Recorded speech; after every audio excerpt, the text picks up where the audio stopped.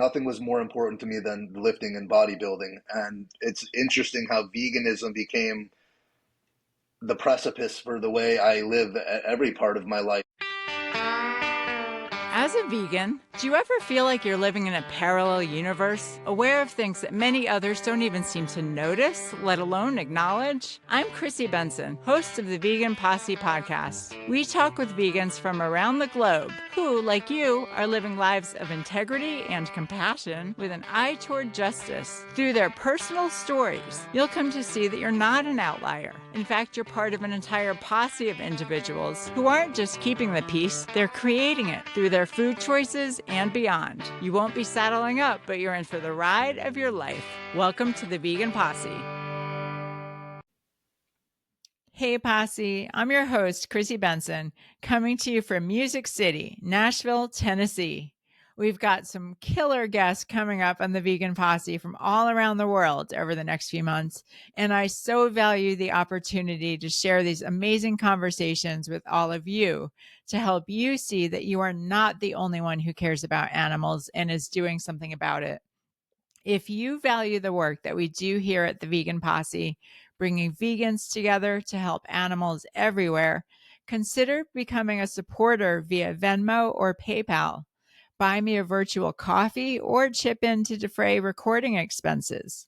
Shoot your contribution to Vegan Posse, all one word, on Venmo or PayPal, and even consider becoming a monthly supporter. Every little bit or Bitcoin helps. And if you have questions, comments, or guest suggestions, or if you have a question for our monthly series Posse Talk with Jen Hawk, email veganposse.email@gmail.com. And now for this week's episode.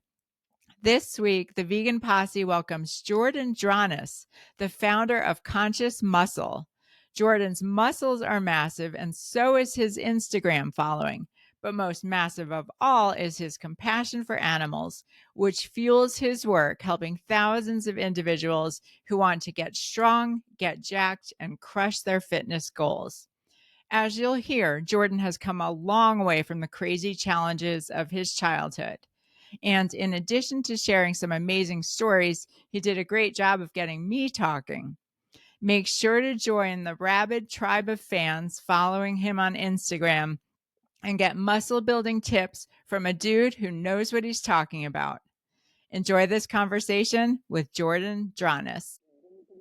Jordan, welcome to the Vegan Posse. Are you ready for the ride of your life? Let's rock and roll. Nice. So I love to take it way back and hear how people started out. So tell me a little bit about where you grew up and how your family ate and whether you ever thought about the animals in our food system back then. Grew up in South Florida. I've been here my whole life. Normal family when it came to diet, very unhealthy, ton of meat and dairy, fast food. My brother hunted and I grew up fishing. Like I loved fishing. So what you consider a normal Western background dietarily, and as far as the animals, didn't even think about it. Just what wasn't a thought, and you're also taught things just like growing up, because as a kid, you're kind of attuned to things. So the first time you go fishing, you're like, oh, doesn't that hurt? And everyone's like, no, they don't feel. And then you find out they have central nervous systems and feel everything, right? But yeah, so typical background like that, complete meat, dairy, the whole shebang. Yeah, that makes sense. And I was actually just in Florida last week, although I was in Northern Florida for a book event that my mom hosted featuring my novel Marrying Myself, which has a vegan protagonist. But it was funny because when she was introducing me, my mom did this whole introduction about how I didn't grow up vegan. And she started talking about my grandfather, who was a poultry farmer, and the chicks that used to arrive and how sweet and cute they were, and they're jam packed into these crates, and then when they grew up and started laying eggs, and then when they stopped laying eggs, they'd be sent to be killed, but then we'd get some more. And it was just funny remembering when I would see those chicks as a kid. Yeah, same as you. I just never even connected the dots, like never thought about them. Although I will say that a number of times when my dad took us fishing, I did kind of accidentally knock over the bucket to, get the fishes back into the lake or whatever. Um, I commend you. I'm all about that. so am I correct that your stepfather was a big influence in your life? Did I read that? The most positive influence I've ever had in my life. Like anything positive instilled in me is because of him, 100%. Yeah. So I'd love to hear about that. When did he come into your world? About 11, and I grew up primarily with my mother. And I mean, she was, how do I explain it? We had an interesting relationship. She was like an alcoholic and heroin addict, and everything that entailed. And when she was sober, or we thought she was sober, she met my stepfather. She was always like a closet user, so I guess we found out before she overdosed that she never quit. But my stepfather was like a straight and arrow, great guy, like in the program, working AA, and just showed me, like what a good honest man is, like he never had to make me a promise because he didn't lie. If he said yes, it was yes. If it was no, it was no. When you screwed up, there was a lesson in that. I was used to like yelling and screaming and whatever type of abuse. I didn't know people operated like that. And him and his family showed me how human beings like interact, how family can be. So that was my first taste of like, oh wow, like I didn't know people. I thought his family were a bunch of psychopaths at first. I'm like, they're gonna kill me in their basement. Like no one's this nice. But no, that's just like how normal people are. People are, they're kind, they're welcoming, they're family oriented. So, yeah, I got a lot out of my relationship with him prior to him passing away. And are you an only child, or did you have brothers and sisters? Brother Jeff, who, gosh, I'm terrible with dates, but years back, I think I was like, I'm 38 now. I believe I was like, I don't even know, 25. He passed away in a car accident. Oh So yeah, primarily boy. all my immediate family passed away, including my stepfather, Terrell. He was a great guy. He died of non-Hodgkin's lymphoma, like right around when I turned 21. Oh boy. Wow. Yeah, Wow. So yeah. you really went through the ringer just from all ends, it sounds like. I handle everything with humor. Like whenever I don't talk about it often, but when I do, people are like, "Oh my God, so much death." I'm like, "Well, we've all seen The Lion King, right? Circle of life. We're no different, Like one way or the other, we're all going home. You know what I mean? So it's really given me like a different perspective on life and death. Like it's nice to not, I don't know how to say it. No one wants to die, but it's nice when there's not like a presiding fear surrounding it because you kind of accept it as something that's normal.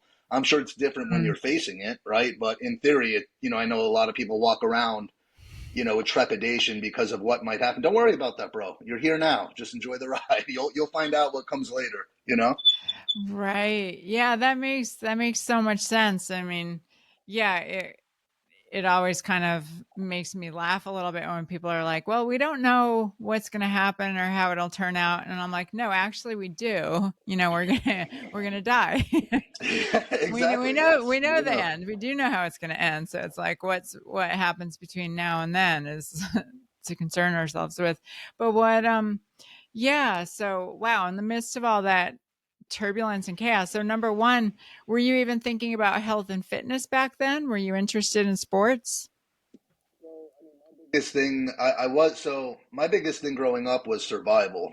I didn't have the luxury of like, like really caring about that stuff, but I was into it by default, just because my father, biological father, was in really good shape, just like naturally jacked, like really strong. And then I grew up in the age of like Schwarzenegger and Stallone and Commando and Rocky.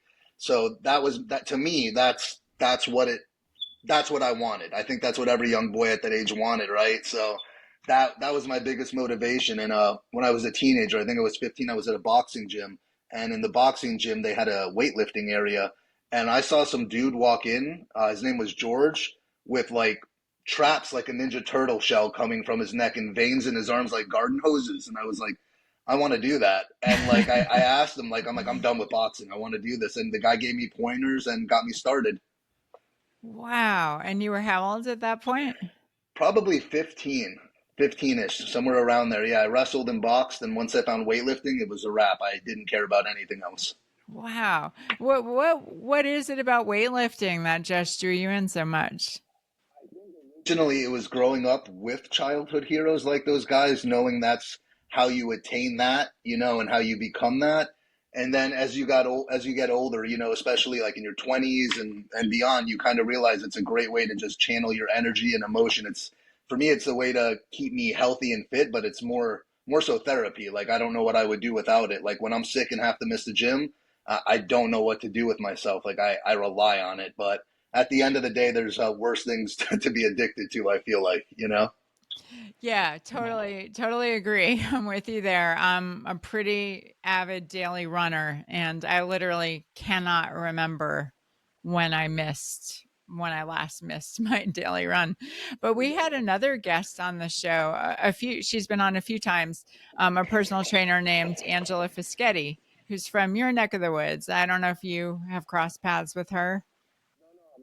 Familiar with her, but I'll check her out after this. It's always cool to see other Yeah, people into it in the area. well, she's great and she does a lot with strength training, and she said exactly that same sentiment you mentioned about weightlifting and weights and therapy. It was just about just how much that helped her heal and helped her come into her own in a way that nothing else had. Therapy and other forms of fitness, but there was just something about weightlifting where she was just with herself and in her body, just pushing that pushing that heavy weight. Yeah. So when did veganism come into the picture? Tell us that story. 10 years ago, and I was personal training two clients every morning, a husband and wife. I would train them like clockwork, like Monday through Friday. I'd wake up at 4 a.m., be at their house by 5, and I would train the husband, then train the wife. And one day, me and John, the husband, were training, and the wife walked in. She's like, "Hey guys, I've been thinking about, I think I'm gonna go vegan. Like, I spoke to this one doctor, and me and him just automatically stopped and looked at each other and just started laughing. And we were like, bullshit. Like this, like Susan, you're gonna wither away and die. This is dumb. Like we were both just against it because I only knew what your standard fitness and nutrition certification taught you with training and nutrition, and I only knew what I've been socially and culturally conditioned to believe. And in the world of bodybuilding, everything is like bro science doctrine. It's the biggest guy over there said it's this, so that's what you got to do. Yeah, So and she Joe was Rogan, throw in some Joe Rogan as well. Yeah. everyone's got someone they listen to that they identify with, and it's whatever that opinion is. That's like absolute truth. So being who she was, she called me out. She's like, "All right, smartass, it's Monday. By Friday, give me 2 paragraphs, just 2 detailed paragraphs why I shouldn't be vegan. I got you with $500 on payday, and I won't be vegan." So I'm a hustler. I looked, I checked every every journal, every article, all the data I could aggregate, and like I literally was sitting there like, holy shit, this is like the best thing for my health, the sustainability of the planet. And it finally kind of opened my eyes to what not just animal agriculture, but what factory farming was. And for me at that point, I mean, yes, it's better for our health. Yes, it's better for the planet, but at that point, all that is those are moot points. After seeing what happened with the animals, I just couldn't be a part of that system anymore. So I went vegan like cold turkey. There was no transitioning or starting here. I'm just like, I cannot be a part of this. And because of her, yeah, I supported her journey and she supported mine. And from there, I just never looked back. What about the husband? Did he go vegan too? Absolutely not. No. No, unfortunately not. But it was cool in the sense because when I explained the science behind it and we had discussions about protein and amino acids and protein synthesis, he gets it. And, he at least understands. He's like, yes, it's just as viable for musculature, strength, and performance. But he's like, I'm not doing it. So I'm like, okay. I'm not here to argue with anyone. Like, that's the thing. When I first went vegan, I was a little militant. And I'm sure as you've seen, because you're in the online spaces, there's a lot of keyboard warriors and people troll you and write negative things. I've never experienced that in real life. And it's not just because I'm like big and strong and tough. It's because people don't generally communicate with that. People are generally more civil and respectful. So I've had a ton of productive dialogues with people at the gym and in everyday life that you would never assume. Like the meathead at the gym, when he finds out you're vegan, he's not like, "Oh, soy boy." He's like, "No, no way. How many calories do you eat? That's awesome." It's always a pretty warm Mm, reception in person. So mm. yeah.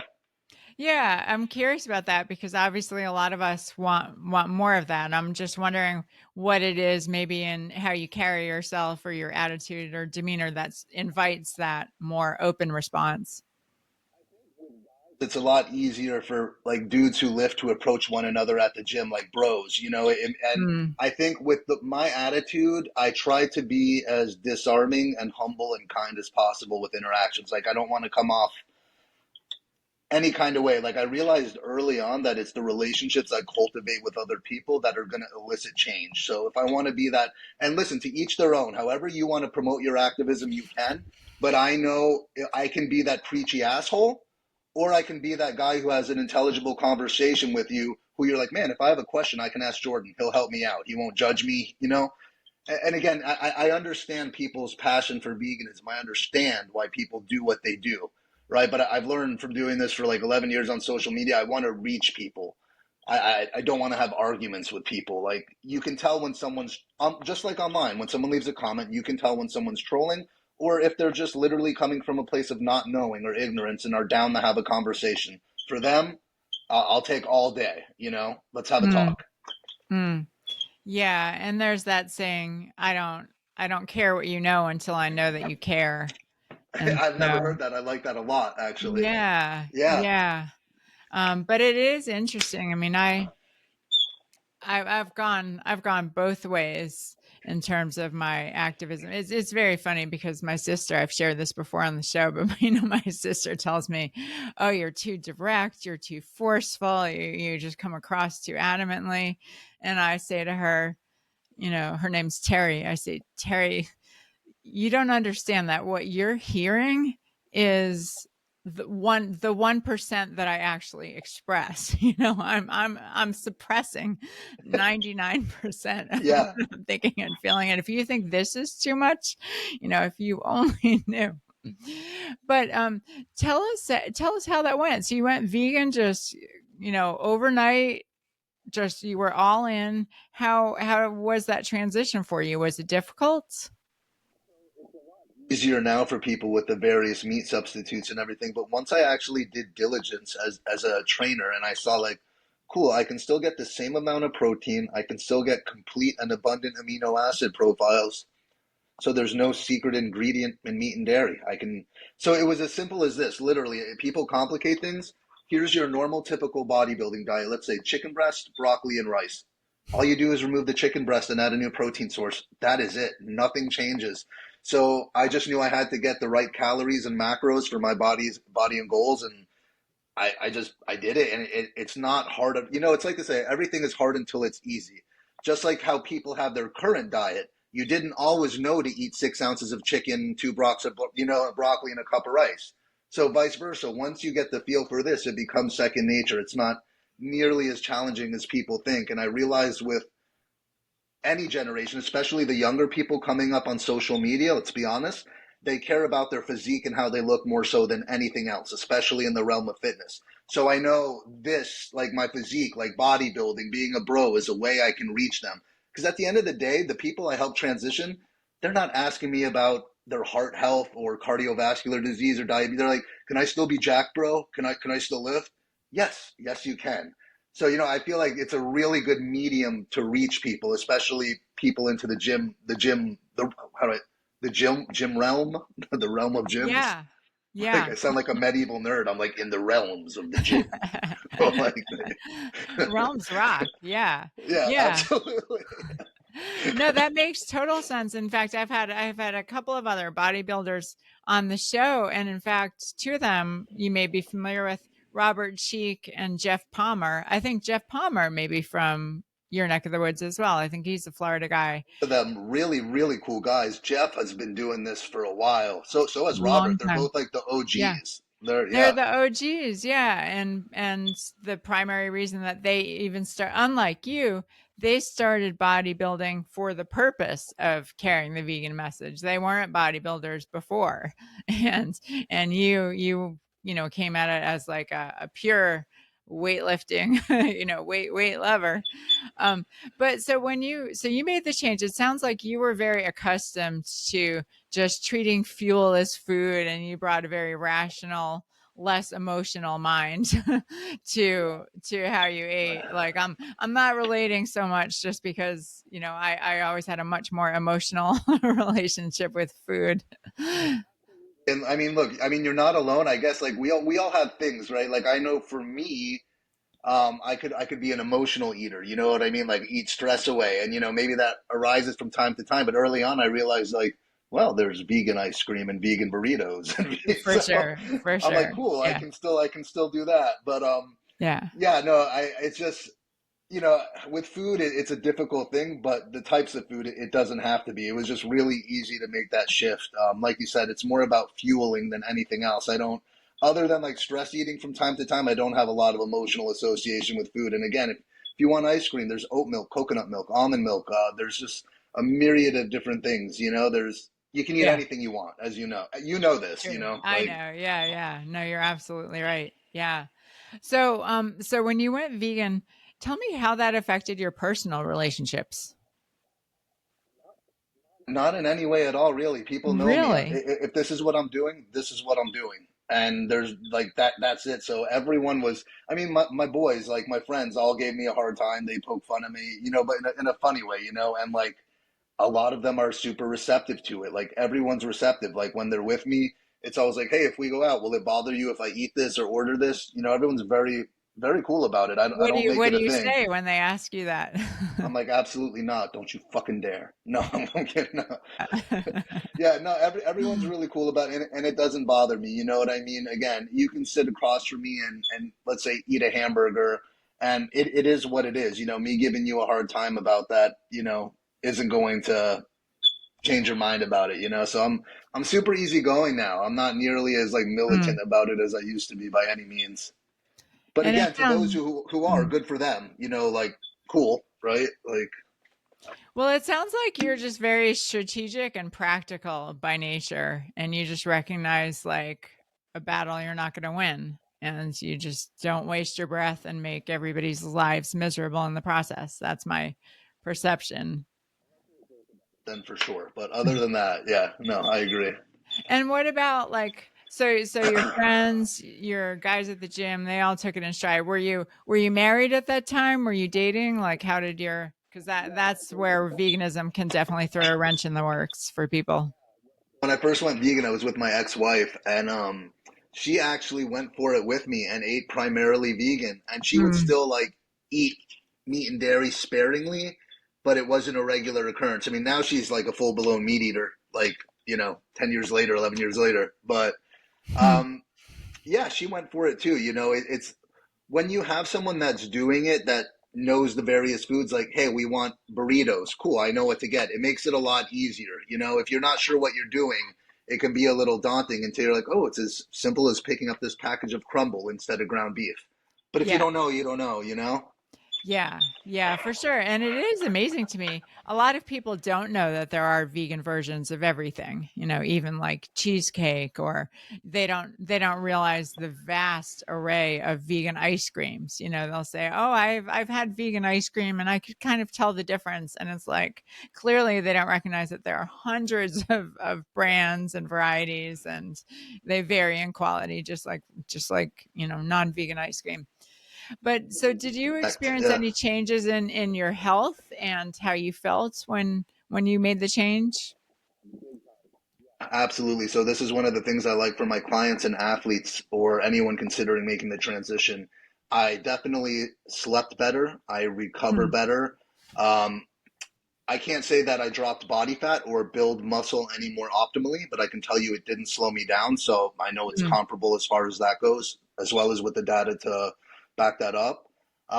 I felt great. I felt great. My blood work came back better. My liver enzymes were great. My cholesterol evened out. My blood pressure.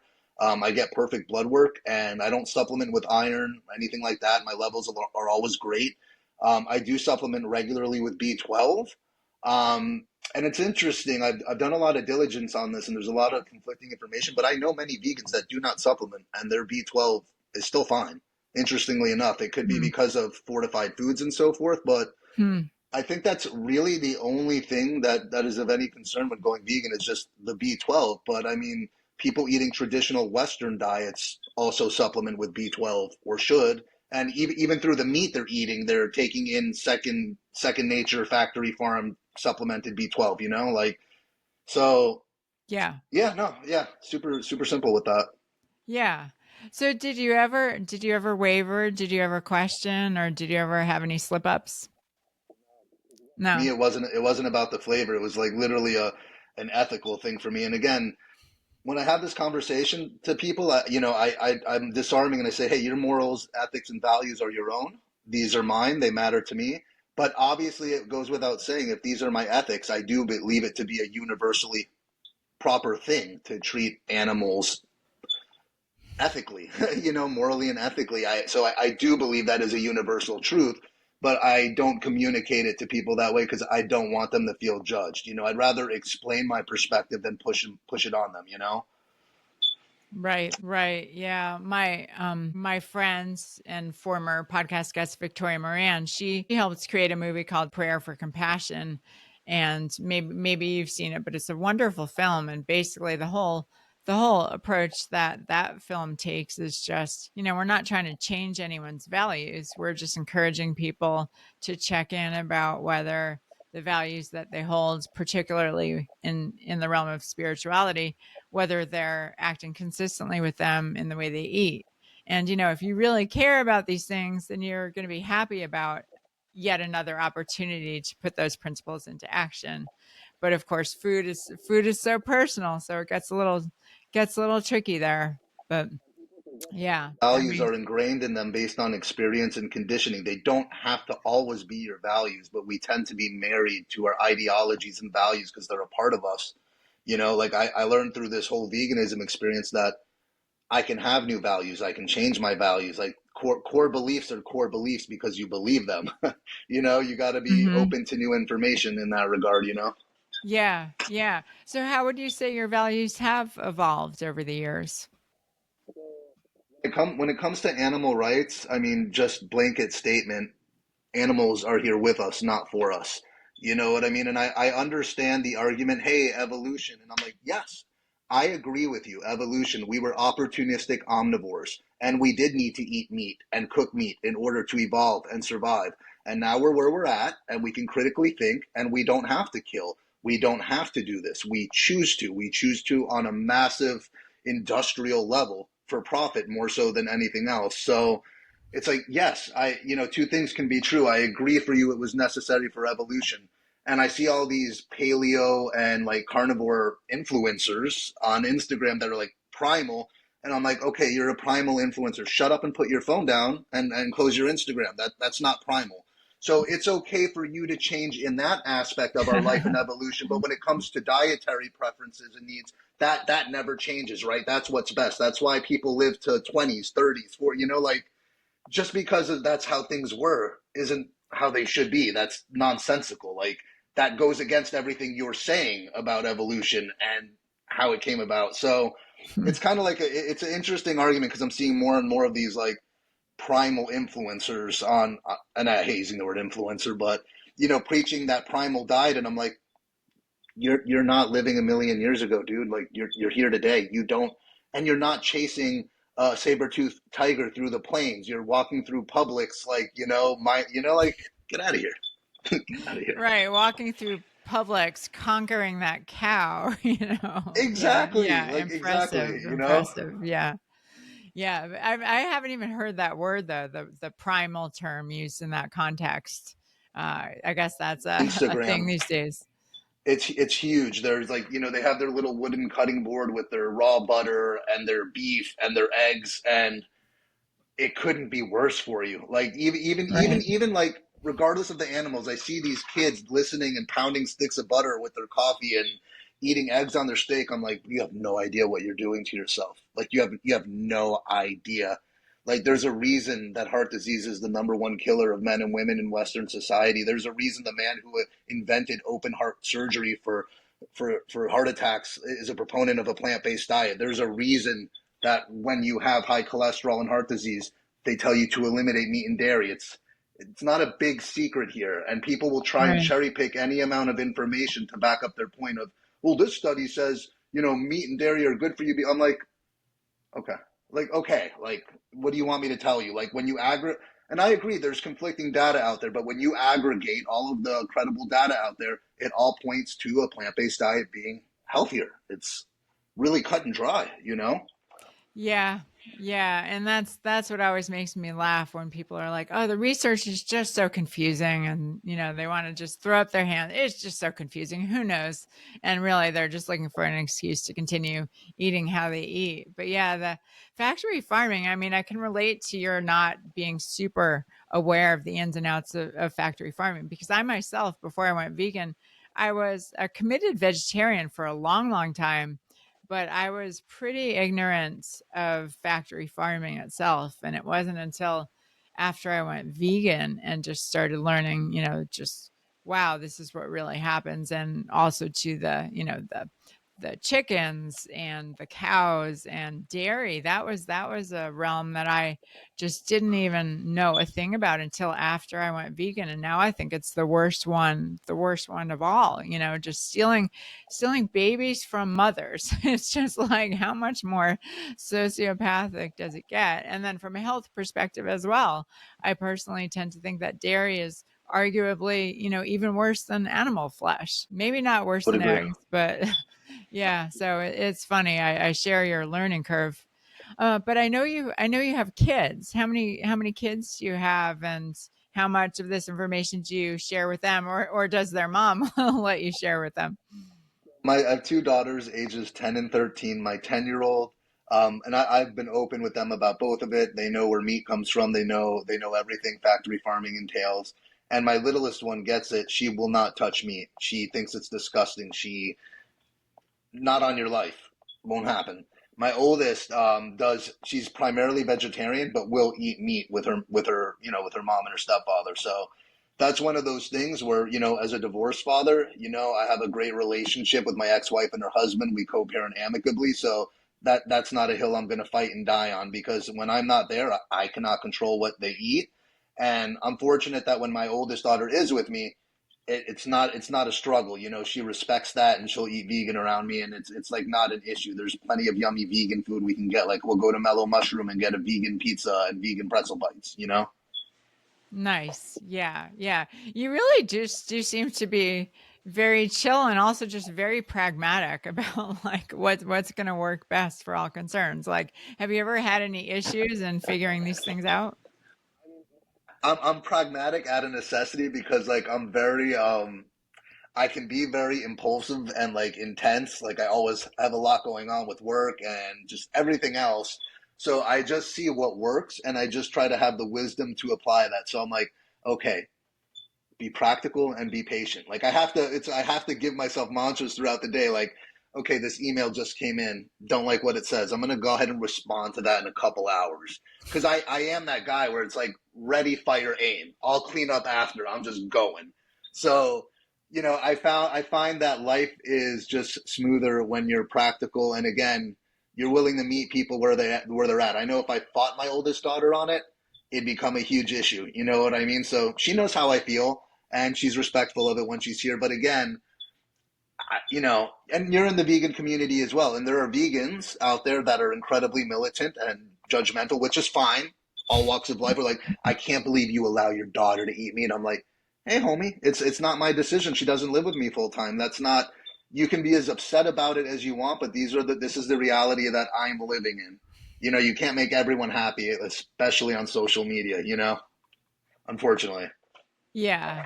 Yeah. Well, I don't know. Maybe that's fortunate because the things that it would take to make people happy sometimes aren't, Yeah, aren't you're not anything kidding. we want. But tell us a little about your professional path. So obviously you had this, passion and interest in bodybuilding and fitness. When did you decide to make it your, vocation? Early 20s. I'd say I started like really getting into training others around like 21, 22. Started training at a gym, and then roughly 11 years ago, in the process of going vegan, is when I started doing it on social media and becoming an online coach and doing online fitness and nutrition coaching.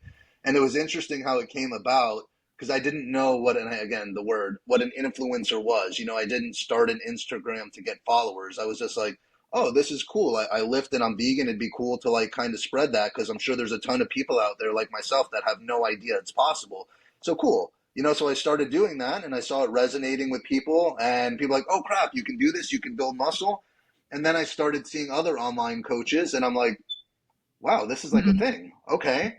So I started coaching, and I've been doing that for online for 11 years alongside a couple of vegan supplement companies. And it's my life. And the best part about it is helping other vegans get in shape is great, but the best part is helping people transition. That's like the most Mhm. rewarding part of the job. And it happens, there's at least like a person a month that transitions to plant-based that works with me. So I mean, that in itself for me is a huge win, because you know how many animals one person saves a lifetime of not consuming them, you know. So Oh, it's that's it's actually a amazing. fulfilling, rewarding job. Like, cool, I'm glad Mm. I helped you grow your biceps and get your abs, but I'm more happy that we're eating a cruelty-free and sustainable diet moving forward. Right, right. It's so interesting. And yeah, I mean, was that a surprise to you that you came to care even more about that animal piece than about the fitness piece? Nothing was more important to me than lifting and bodybuilding, and it's interesting how veganism became the precipice for the way I live every part of my life. The products I buy, the vehicle I drive, the clothing I wear, the products I purchase for others. Um, just the way that I view the world as a whole. Like, I'm not a religious person, and the way I see it, and people can say it how they want. Like, there is a divine energy. This universe is comprised of whatever you want to call it, whatever title, and it resides within all things. And I think it's very small-minded to think it only resides within us. We're a part of all creation. We're not the apple of the universe's eye, despite what we think. We're a part of it. You know what I mean? That was the biggest wake up call to me. Is like, the sun. We don't. You know what I'm saying? Like, I can't even find the words, because it was just such a wake up call to realize that we have value because we attach value to them. And the same way people don't attach value to animals' lives, there's people that don't attach that to other people's lives, and you can see that with conflicts around the world and throughout the history of mankind. It just kind of put a thing on me where I realized, like, all life valuable, and maybe dare I say equally. Do I put more value on the life of human beings? Yes, I am one. I am one. So people are like, what would you do? Save the drowning dog or the person? I know a bunch of vegans are like, dog. I agree. I agree to a degree, but you're gonna grab the person, then grab the dog. We're animals also. We look after our own. It's just like it's like that in nature. It's like that whole thing they try to catch you. And what would you do if you were on a deserted island? Would you eat the animals? I'm like, I would eat what the animals eat. And then what if there was no, I'm an animal too. I'll do what I have to survive, like any living creature, you know? Yeah, yeah, exactly. That was my line of thinking when I was vegetarian. Was sure, if it were a choice between starving to death and eating an animal, I'd probably eat the animal. But, in this day and age, how can I justify that choice?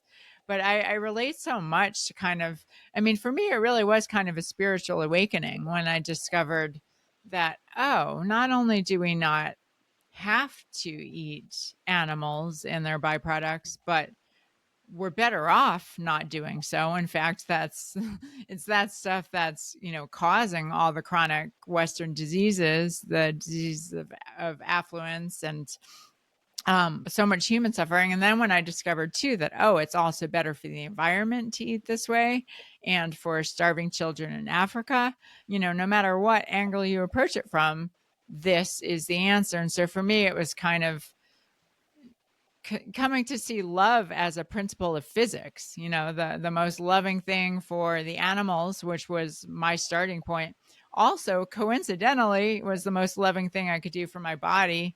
And in hindsight, it seems so obvious. How could the products of suffering and violence possibly be wholesome and nourishing to my body? And yet that had never How that crossed gives my back, mind. right? Yeah. Yeah, yeah. So I know So you're asking the question. So can I ask you, is that what made you do please. the transition from vegetarian? Was initially like really finding out what dairy entailed and what happened to the babies and the mamas and the cows? Like, it sounds like that hit you really hard. Yeah, because I noticed that something you mentioned is Well, yeah, it's funny you ask, because it was actually the egg industry first. Like, I was a committed vegetarian but a very non-vegan vegetarian. And I had a separate, what I considered a separate interest in health and nutrition, but I was a very non-vegan vegetarian. So I ate, healthy dairy, like non-fat Greek yogurt and egg whites and those things. And I had no interest in going vegan. And you were talking about the evolution of your own values. Well, mine have evolved as well. And I remember back then thinking, yes, I think it's wrong to kill animals if we don't have to, but I'm perfectly okay with using them. Like I remember seeing at a vegan restaurant, seeing a slogan like they're not, like, kind of like you just said, they're not here for us, they're here for their own purposes.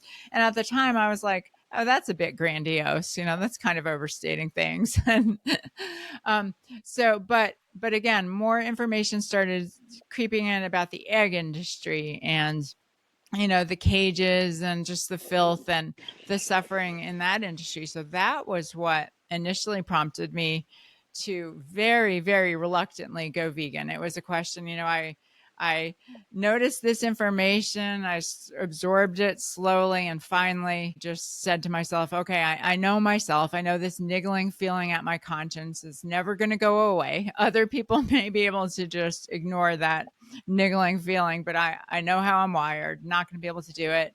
And I'm going to have to go vegan eventually. So I may as well just do it now. So that was literally the attitude I jumped into it with. And it felt very hard, very restrictive. I was, you know, felt so sorry, for, like, not sure if I can keep this up. I remember emailing my brother, who's now vegan as well. But I remember saying to him at the time, like, this was like 3 weeks in. I remember saying, I've fought the good fight. I've really given it a shot, but I don't know that I can do this. And then I was living in New York City at the time, and it was interesting. A bunch of things just kind of aligned. Like, there was the movie Vegucated came out, and I went to that premiere. And then there was an online conference called Vegan Palooza, which I was at a job just sitting at a computer all day. So I was able to listen to this online conference all day, every day, and started reading a bunch of books. And it was just like, the stars, just everything just kind of came together. And I went from being a reluctant vegan to being radicalized via the internet, as I describe it. But honestly, it was only in the process of, I would say, writing my novel Marrying Myself, which again features a vegan protagonist. But in the novel, the protagonist, the backstory is that she loses her mother at an early age. I mean, the book is about her adult life, but the backstory is she lost her mother at the age of 11, and so really feels that loss.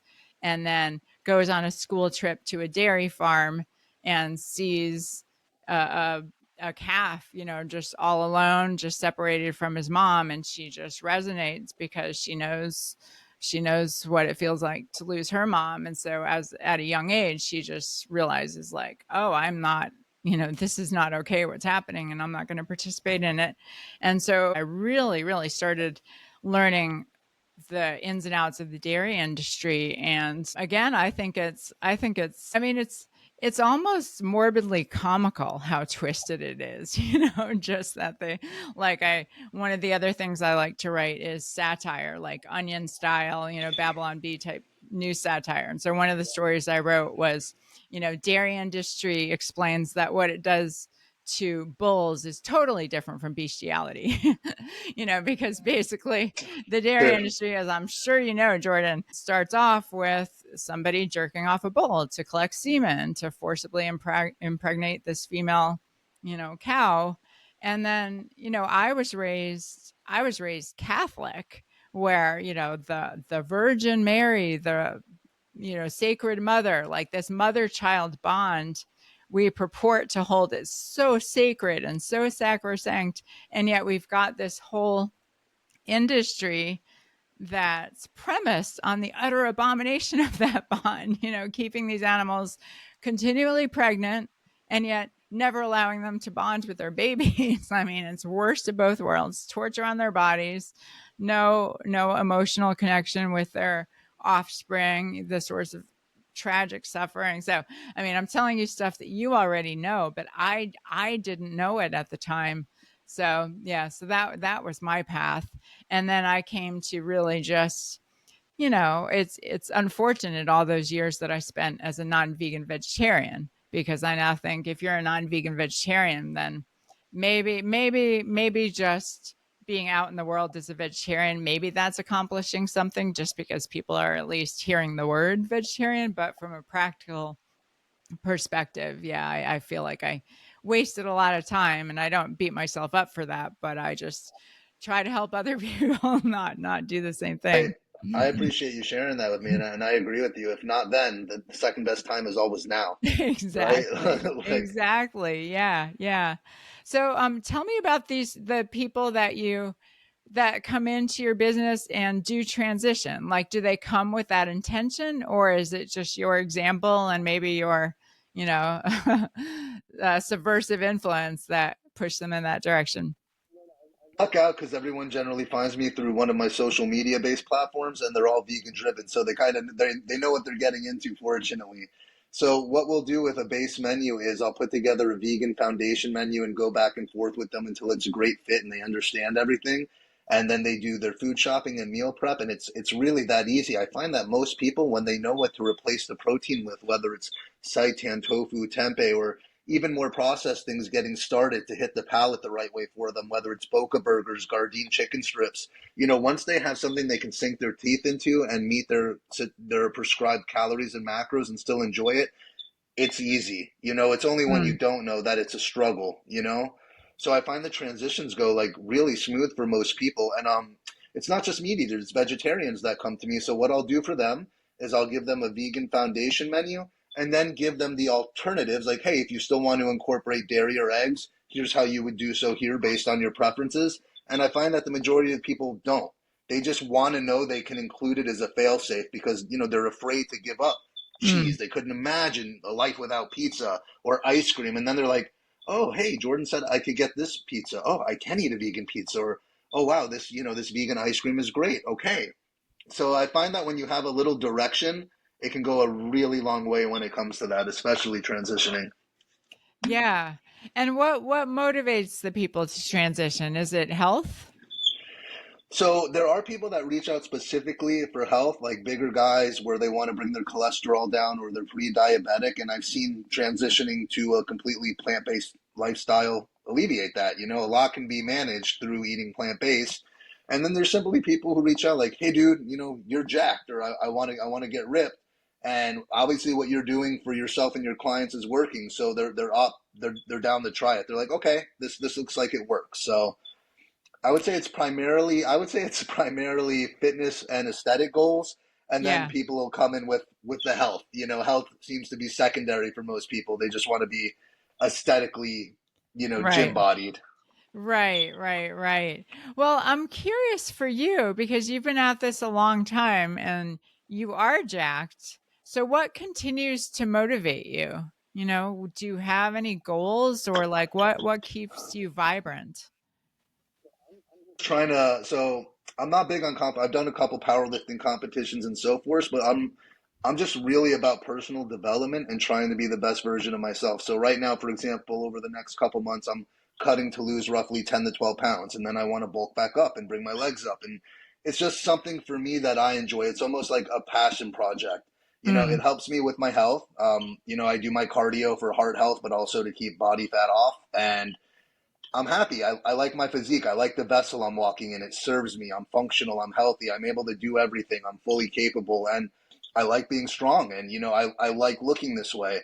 And I guess because I've been doing it for a while, I've developed a rather healthy mindset about it, meaning I don't compare myself to anyone else. I learned early on there's always someone bigger, someone stronger, someone leaner, there's someone for something for everything, right? So at the end of the day, you learn comparison is the thief of joy. So I just literally want to do better than I did yesterday.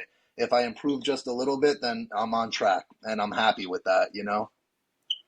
And what does your routine look like, both in terms of your workouts and your food plan? Are you very regimented, or are you more spontaneous? Wake up and yell at my neighbors for not being vegan, and then I get so I have a pretty regimented routine. Like just in general, I wake up. I have a morning routine with affirmations, cold water on the face, meditation, mapping my day. My supplements. I do my food prep. Circling to what you just said, usually 2 to 3 days in advance. And Mm. because I'm tracking my calories, even if I can't do my food prep, I know like okay, I can have a shake here and 2 bananas, or this protein bar, or go to the Whole Foods hot bar and grab this salad or whatever it may be. So it's again for me, I would say it's pretty structured and regimented. I have my meals mapped out, but life happens. Life happens, and you can't always get to your prep. So again, through tracking your calories on something like my Fitness Pal, you're able to eat on the go and stay within range of results. So I would say I'm pretty regimented, but again, that's not my nature. Because of my upbringing, I never had any structure or discipline. So that's the importance of my morning routine, is kind of to set my, as Karen told me, she's like, you're setting your internal stabilizers for the day. You're putting your armor on. So, every day I make sure I know what my calendar is and I just stick with it come hell or high water. Mhm. Mhm. Yeah, I'm totally with you. I feel like that morning routine, which I implemented my own, probably decades ago at that point, and it just serves me so well because at least Right? provides me that foundation for my day. Yeah. It's like a dog chasing my tail the whole day. Like no matter, Right. it's like if I don't have it written down, I can accomplish X, Y, and Z, but it doesn't feel like I did anything. Like I have to know, like I'm on track. Like Oh, are you a big writer, like big on writing things down?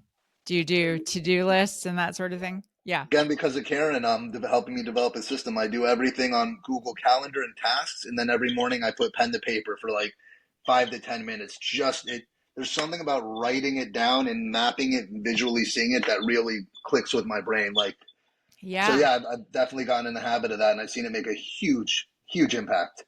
Interesting, interesting. I do remember hearing, and I don't practice this by any stretch, but I remember hearing that something like of people who accomplish a big goal, 90% of them had written that goal down.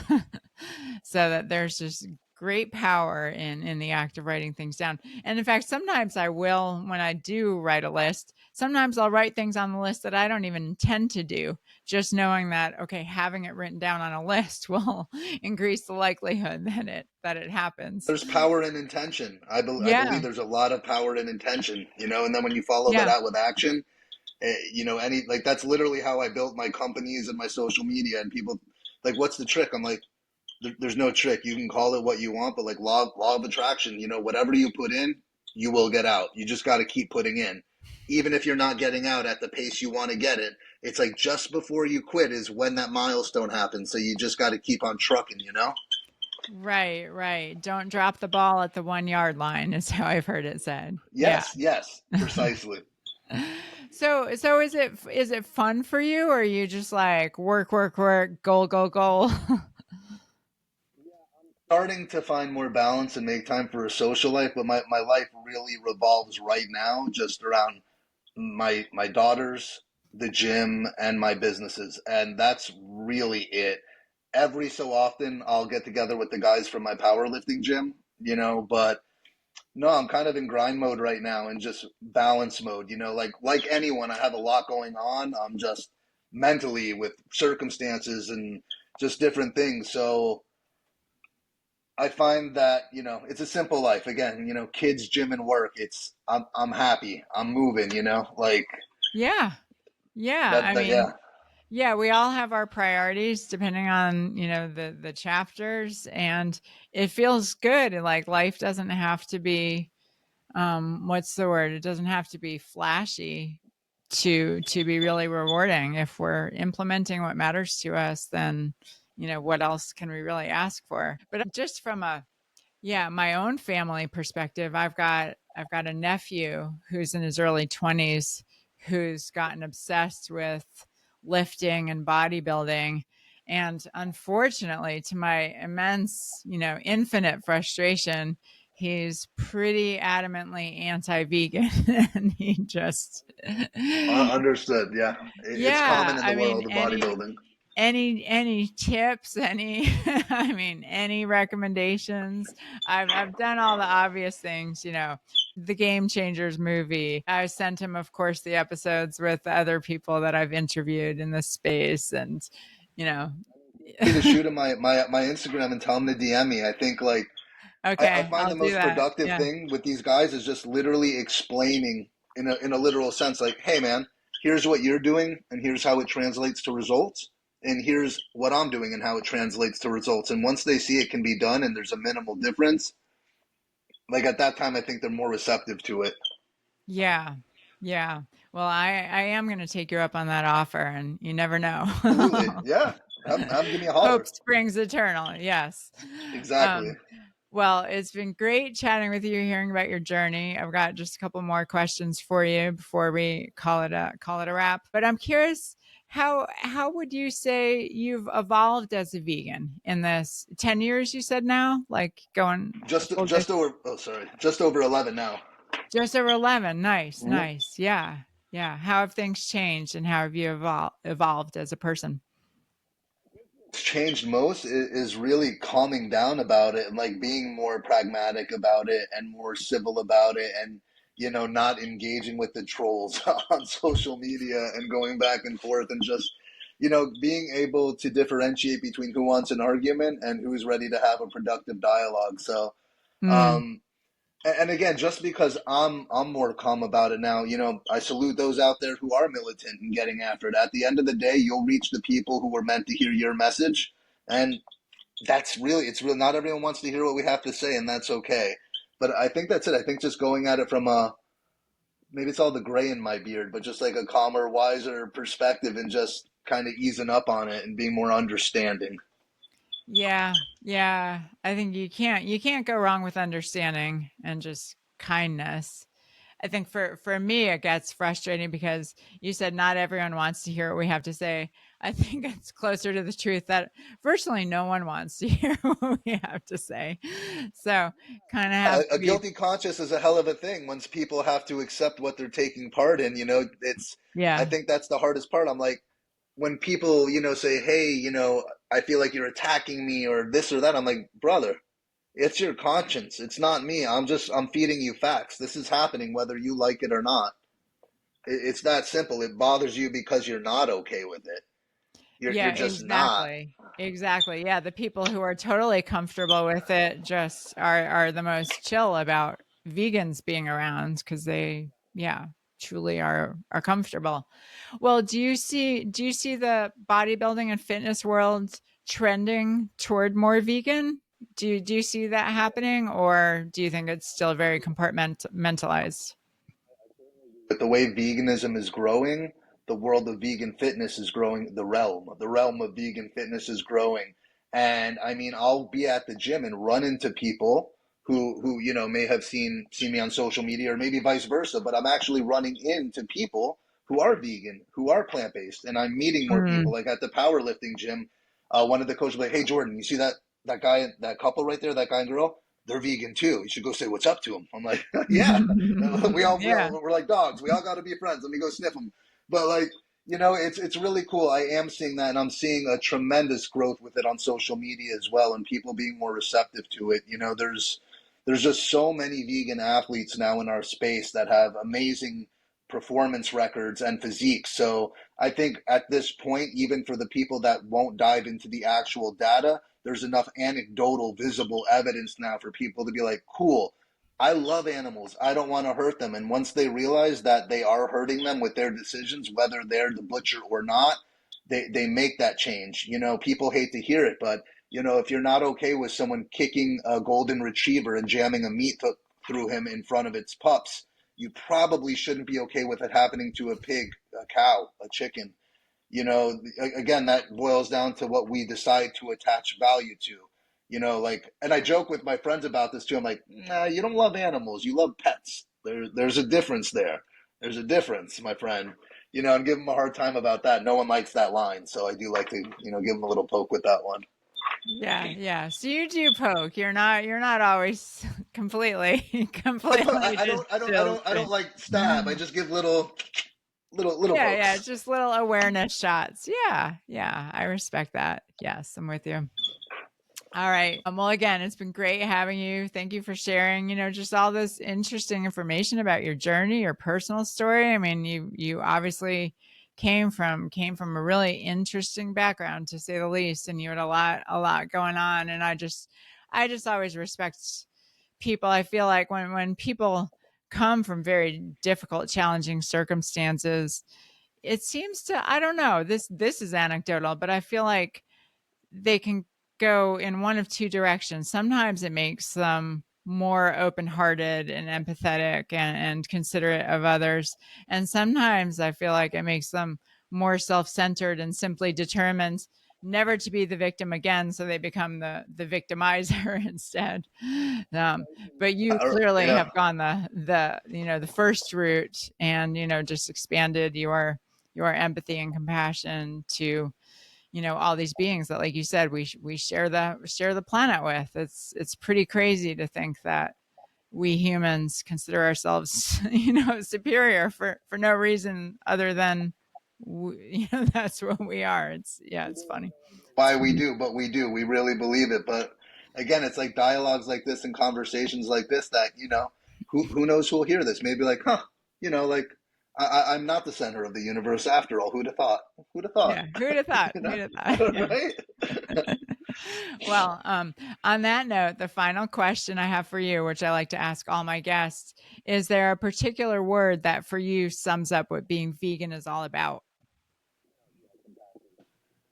Compassion, absolutely. That I learned that early on is life can be hard enough without us making it hard on each other or other beings. You know what I mean? So just compassion for every living being as best as we can, like it's Yeah. about progress, not perfection. People are like, animals still die when you're clearing the land for crops and this and that. And it's like you got to understand there's going to be some kind of blueprint when living life. There's going to be some type of damage. So I think it's just about doing the least harm, making a conscious effort to make the best decisions. Again, not being perfect, but if we can all do our part, why not? Why not? It's kind of that simple for me. Yeah. Yeah. I love that. That's a great way to put it. That's a great way to put it. All right. Well, we close every episode by taking 30 seconds of silence for all the suffering animals, human and non human, who desire, as we all do, safety, happiness, and the freedom to live out their lives without interference.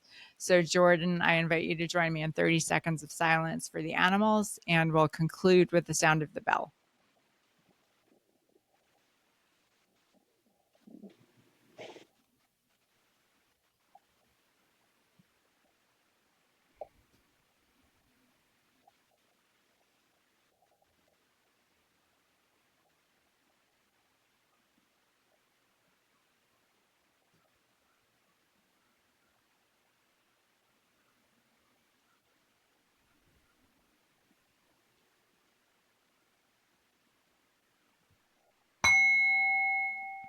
Thank you, Jordan, and thank you, Posse. See you next time. Until then, stay strong and stay true.